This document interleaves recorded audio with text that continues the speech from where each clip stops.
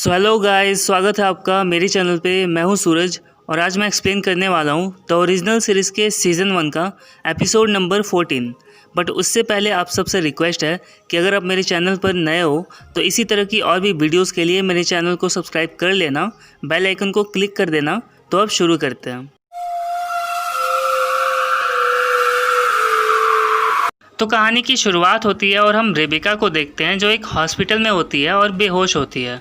फिर उसकी आंखें खुलती है और उसे एक विज़न नज़र आता है जहां वो देखती है कि हॉस्पिटल में बहुत सारे पेशेंट्स बीमार होते हैं, पर असलियत में वहां पर कुछ भी नहीं होता। वो हॉस्पिटल बिल्कुल ही खाली होता है और हम देखते हैं कि रेबिका को फिर से विज़न दिख रहे हैं और रेबिका देखती है कि वहाँ पर बहुत सारे लोग होते हैं जो बीमार हो रहे होते हैं और बीमारी की वजह से मर रहे होते हैं। और ये सब देख के रेबिका बहुत ही ज़्यादा डर जाती है, घबरा जाती है और वहाँ से भागने लगती है। वो भागते भागते बाहर जाती है और हम देखते हैं कि पीछे से रेबिका को कोई डैगर मार देता है और रेबिका वहीं गिर जाती है।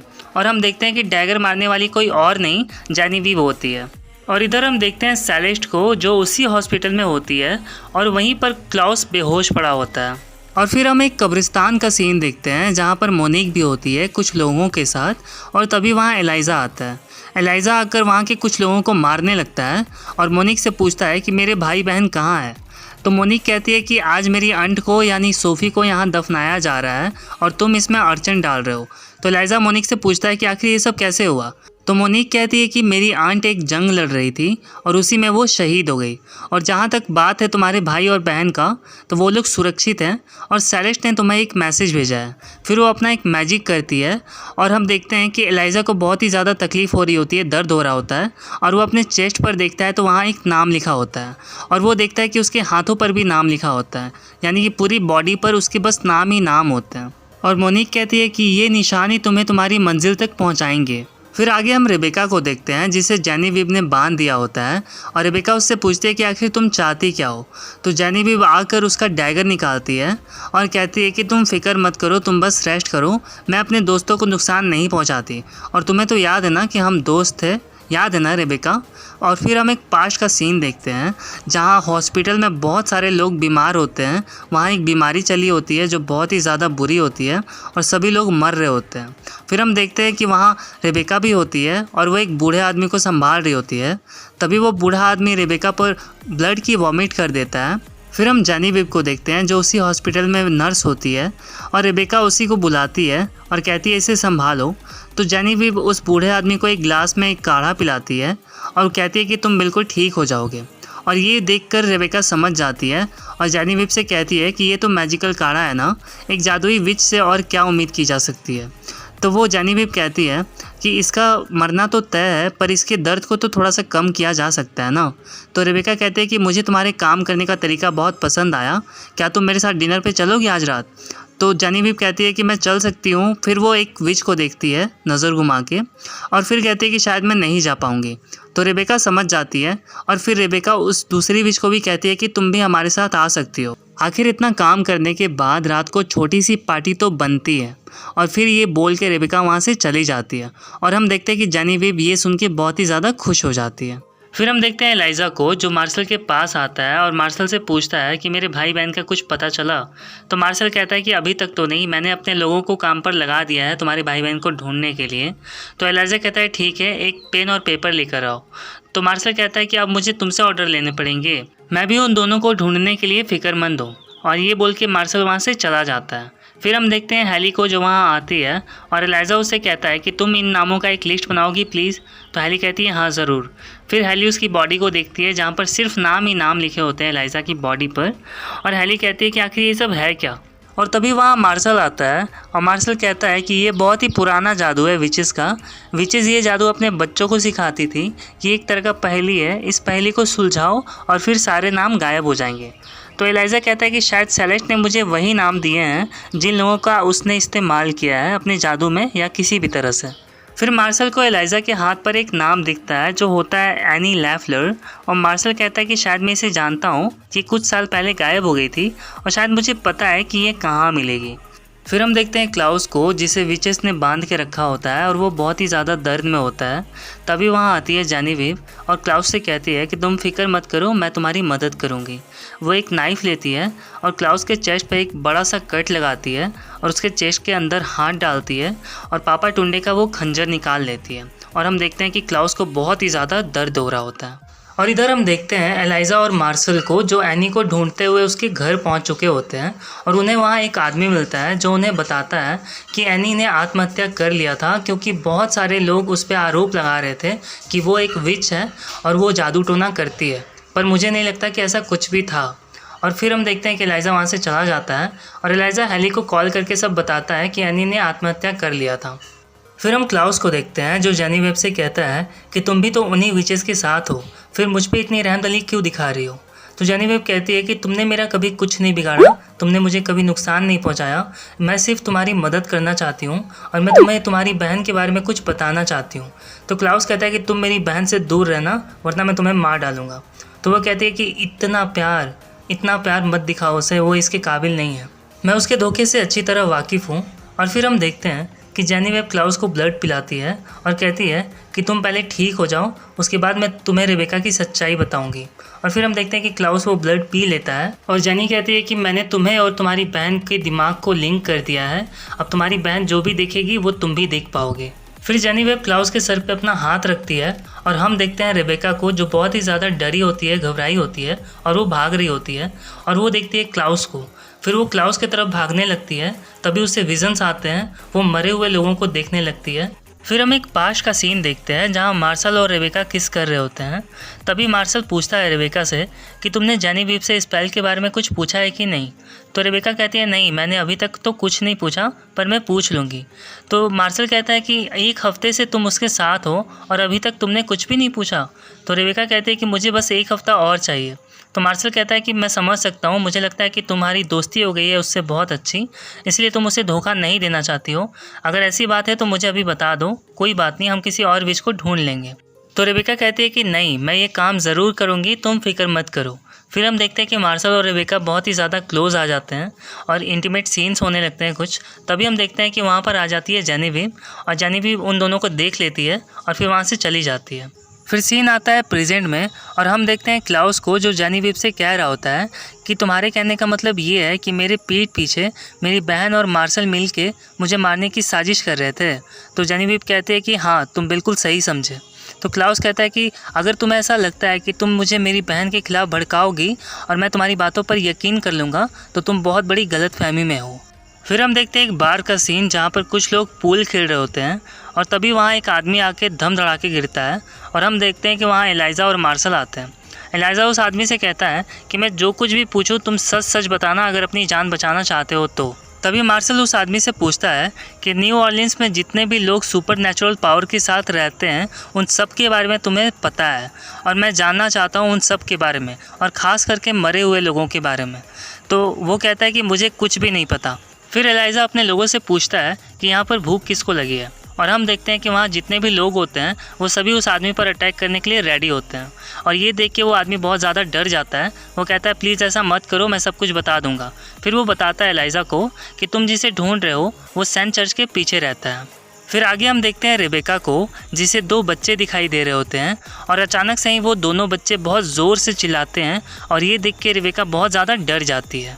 फिर हम देखते हैं कि वहाँ आती है जेनिफर और वो रेबेका से कहती है कि तुम तो बहुत थकी हुई लग रही हो रेबेका, पर फिक्र मत करो, ये सब ज़्यादा वक्त तक चलने नहीं वाला, क्योंकि मैंने तुम्हारे दिमाग को तुम्हारे भाई क्लाउस के दिमाग से जोड़ दिया है। अब वो सब कुछ देख सकता है जो कुछ भी तुमने उसके साथ किया था। तो रेबेका कहती है कि प्लीज़ ऐसा मत करो, तुम जो भी कहोगी मैं कर दूंगी। तो जेनिफर कहती है कि नहीं, अब बहुत देर हो चुकी है। और फिर हम देखते हैं कि जेनिफर अपना मैजिक यूज़ करती है और रेबेका को बहुत ही ज़्यादा पेन होने लगता है सर में, उसका सर फटने लगता है, वो ज़ोर ज़ोर से चिल्लाने लगती है और फिर वहीं गिर जाती है और फिर जेनिफर वहाँ से चली जाती है। फिर हम देखते हैं एलाइजा और मार्शल को, जो एलाइजा की बॉडी पर लिखे हुए नामों का मतलब समझने की कोशिश कर रहे होते हैं। फिर एलाइजा पूछता है मार्शल से कि क्या तुम ब्रेन डेवरोक्स को जानते हो। तो मार्शल कहता है हाँ, मैं जानता था, कुछ वक्त पहले मिला तो था, मैंने उससे एक स्पेल करवाया था भेड़ियों के ऊपर, क्योंकि भेड़िए मुझे काफ़ी ज़्यादा परेशान कर रहे थे। फिर एलाइजा को एक नाम मिलता है जो होता है क्लारा, और वो मार्शल को दिखा के कहता है कि शायद मैं सही था मार्शल, सेलेस्ट ने मुझे जितने भी विचेस के नाम दिए हैं उन सब ने खुदकुशी किया था पानी में डूब के, सिवाय इस। फिर मार्शल कहता है कि अगर ये डूब के नहीं मरी तो कैसे मरी।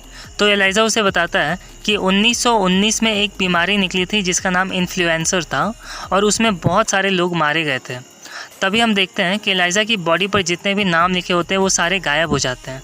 तो एलाइजा कहता है कि हमने ये पहली हल तो कर लिया, पर इसका मतलब क्या है ये हम अभी तक समझ नहीं पाए। फिर हम देखते हैं जेनेविव और क्लाउस को, और जेनेविव कहती है कि तुम्हारी पीठ पीछे तुम्हारी बहन तुम्हें मारने की साजिश कर रही थी और उसने तुम्हारे सबसे बड़े खतरे को तुम्हारे सामने लाके खड़ा कर दिया था जिससे तुम सबसे ज़्यादा डरते हो। और हम देखते हैं रेबेका को, जिसे एक म्यूज़िक सुनाई दे रहा होता है और वो भाग के जाती है उस म्यूज़िक बॉक्स के पास और उस म्यूज़िक बॉक्स को तोड़ देती है, पर फिर भी उसे म्यूज़िक सुनाई दे रहा होता है क्योंकि उसे पाश याद आ रहा होता है। और फिर हम देखते हैं एक पाश का सीन जहां हम रेबेका को देखते हैं जो जेनेविव के साथ होती है और उसकी एक फ्रेंड भी होती है, और वो तीनों बात कर रहे होते हैं। और जेनेविव की बातों से ऐसा लगता है कि शायद वो क्लाउस को बहुत ज़्यादा पसंद करती है, और इसी बात का फ़ायदा उठाकर रेबेका जेनेविव से कहती है कि मेरे दोनों भाई हमेशा आपस में लड़ते झगड़ते रहते हैं, इसलिए मैं यहाँ किसी ऐसे को बुलाना चाहती हूँ जो हमारे परिवार को पहले जैसा समेट के रख सके। और हम देखते हैं कि क्लाउस भी वहीं होता है और सब कुछ सुन रहा होता है क्योंकि जेनेविव ने रेबेका और क्लाउस के माइंड को कनेक्ट कर दिया होता है। फिर जेनेविव कहती है कि किसे बुलाना है, तो रेबेका कहती है मेरे बाप को, माइकल। फिर सीन आता है प्रेजेंट में और क्लाउस चिल्ला के कहता है जेनेविव से कि झूठ बोलना बंद करो। तो जेनेविव कहती है कि मैं झूठ नहीं बोल रही, मदद करने वाले की बेइज्जती तो मत करो। मुझे पता है कि तुम्हें विश्वास नहीं हो रहा, पर अभी बहुत कुछ तुम्हें बताना बाकी है, तुम विश्वास ज़रूर करोगे। फिर हम एलाइजा को देखते हैं जो हैली से पूछता है कि क्या क्लारा के बारे में तुम्हें कुछ पता चला। तो हैली उसे एक फ़ोटो दिखाती है और कहती है यही क्लारा है। तभी मार्शल वो फ़ोटो देखकर वहाँ से जाने लगता है, तो एलाइजा समझ जाता है। एलाइजा मार्शल से पूछता है कि अगर तुम्हें कुछ भी पता है तो अभी बता दो। तो मार्शल कहता है कि वो लोग तुम्हें सैनिटोरियम में मिल जाएंगे। तो एलाइजा कहता है कि तुम्हें कैसे पता। तो मार्शल कहता है कि शायद मुझे अब खुल के बात कर लेना चाहिए। फिर हम देखते हैं क्लाउस को, और जेनेविव क्लाउस से पूछती है कि क्या अब तुम देखने के लिए तैयार हो। और फिर हम एक पाश का सीन देखते हैं जहाँ जेनेविव मैजिक कर रही होती है और वहीं रेबेका और मार्शल भी होते हैं। फिर जेनेविव एक पेपर कटिंग लेती है जिसमें फ़ोटो होता है क्लाउस, मार्शल और माइकल का, और उसको जला देती है। फिर वो एक खंजर निकालती है और उसे गर्म करने लगती है। फिर सीन आता है प्रेजेंट में और जेनेविव पूछती है क्लाउस से कि तुम्हें क्या दिखाई दे रहा है। तो क्लाउस कहता है मेरे बाप का खंजर। वो खंजर जब मैं बहुत छोटा था तभी चोरी हो गया था और मेरे बाप को लग रहा था कि मैंने ही उस खंजर को चुराया है। और उसके 1-2 हफ्ते बाद मेरी बहन रेबेका ने मुझसे काफ़ी हमदर्दी दिखाई थी। मुझे तभी समझ जाना चाहिए था कि वो खंजर रेबेका ने ही चुराया था। और फिर हम देखते हैं कि क्लाउस बहुत ही ज़्यादा गुस्से में होता है, और इधर हम देखते हैं एलाइजा और मार्शल को जो बात कर रहे होते हैं। और एलाइजा कहता है कि मुझे पहले ही समझ जाना चाहिए था कि आखिर मेरे बाप को पता कैसे चला कि हम कहाँ पर हैं। और फिर हम देखते हैं कि एलाइजा बहुत गुस्से में होता है। वो मार्शल की गर्दन पकड़ के दीवार में लगा देता है और कहता है कि क्लाउस ने तुम्हें अपने बेटे जैसा माना था। तो मार्शल कहता है कि मैं रेबेका से बहुत प्यार करता था, इसीलिए मुझसे ऐसी गलती हो गई। फिर एलाइजा मार्शल को छोड़ देता है और कहता है कि जब क्लाउस को ये सब कुछ पता चलेगा तो उसका गुस्सा झेलने के लिए तुम तैयार रहना। तो मार्शल एलाइजा से कहता है कि इससे पहले क्लाउस को सब पता चले, चलो हमें वहाँ चलना चाहिए। और ये सीन यहीं कट हो जाता है। फिर हम देखते हैं रेबेका को जो बाहर जाने की कोशिश कर रही होती है, और तभी वहाँ सेलेस्ट आती है। सेलेस्ट कहती है रेबेका से कि तुम्हारी सिर्फ एक गलती की वजह से तुम्हारा पूरा परिवार बिखर के रह जाएगा। क्लाउस तुम्हें मार देगा और एलाइजा कभी भी क्लाउस को माफ़ नहीं कर पाएगा, और इसी वजह से तुम्हारा पूरा परिवार बिखर के रह जाएगा। तो रेबेका कहती है कि मैं तुम्हारी जान ले लूँगी। तो सेलेस्ट कहती है कि वो तो तुम पहले ही ले चुकी हो। तो रेबेका शॉक हो जाती है और कहती है कि तुम वो दूसरी वाली विच हो ना, क्लारा। तो हम देखते हैं कि सेलेस्ट स्माइल करती है। फिर हम एक पास्ट का सीन देखते हैं जहाँ हॉस्पिटल में सारे लोग मर रहे होते हैं और वहीं जेनेविव और क्लारा सारे लोगों को संभाल रहे होते हैं। तभी वहाँ रेबेका आती है और वो जेनेविव से कहती है कि मुझे तुमसे कुछ ज़रूरी बात करनी है। वो उसे एक रूम में लेकर जाती है और जेनेविव से कहती है रेबेका कि तुम प्लीज़ मेरे बाप को वापस भेज दो, तुमने जो मैजिक किया है उसे वापस ले लो, क्योंकि मैं नहीं चाहती कि मेरा बाप यहाँ आए। अगर वो यहाँ आ गया तो किसी को भी नहीं छोड़ेगा, हम सब भाई बहन को मार डालेगा। और अगर मेरे भाई क्लाउस को पता चल गया कि मैंने तुम्हारे साथ मिलके अपने बाप को यहाँ बुलाया है तो वो हम दोनों को भी मार डालेगा। और ये सुन के बहुत ही ज़्यादा डर जाती है जेनेविव और वो कहती है रेबेका से कि इसका मतलब है कि तुमने मेरा इस्तेमाल किया, अब कुछ नहीं हो सकता, तुम जाके क्लाउस को सब सच सच बता दो। तो ये सुन के बहुत ही ज़्यादा डर जाती है रेबेका भी। और फिर हम देखते हैं कि जेनेविव के पास एक रुमाल होता है जिसमें बहुत सारा ब्लड लगा होता है उन्हीं लोगों का जो वायरस की वजह से मर रहे होते हैं।